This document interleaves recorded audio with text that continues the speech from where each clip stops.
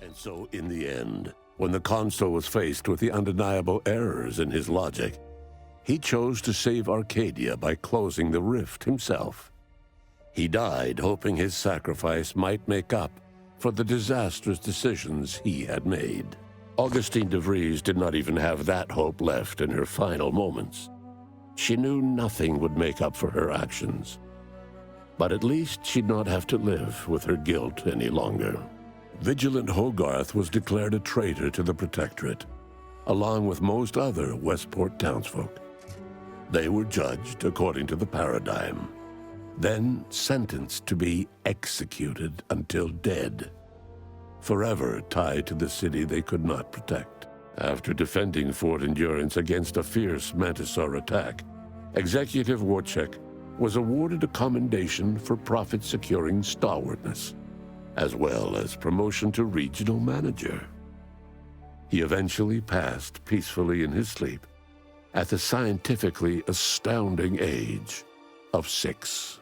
Val continued to serve the commander of the Incognito faithfully for many more years than should be possible, giving automechs like her everywhere a reputation as stable and reliable.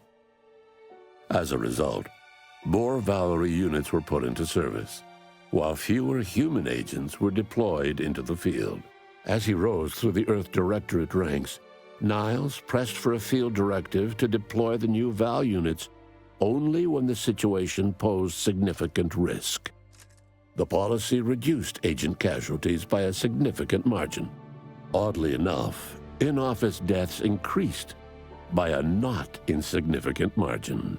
Agent Niles Ibarra achieved the rank of commander, earning renown as a formidable agent, unafraid to challenge the status quo within the Earth Directorate. Recruited his friend Zebulon Tran to the Earth Directorate, a gesture of gratitude for not airing the Directorate's dirty laundry.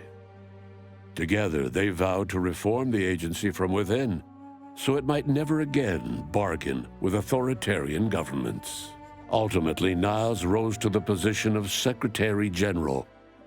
His term saw the Earth Directorate at its most popular, or, in the eyes of corporations and tyrannical governments, most feared. Thanks to her effective performance at the Praetor blockade, Inez eventually became a VP of Auntie's Choice and head of the revamped grafting program. Through her egalitarian management style, grafting evolved into the corporation's first health benefit, available to all employees who wanted it. Utilizing what he learned alongside the commander, Tristan attempted to reform Protectorate society from within.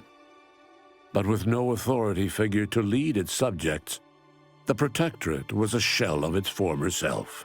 After thoughtful cogitation and calculation, Marisol slowly began to reject violence as the sole method for eliminating random variables.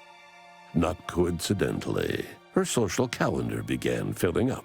Freed from her rift obsession thanks to her commander, Asa acclimated to a world where every outsider wasn't a heretic worthy of violent death. She embraced her scientific aptitude, inventing methods to stem bleeding rather than encourage it. After Asa disbanded the Glorious Dawn, its members quietly tried to resume lives forever disrupted by the Arcadian conflict.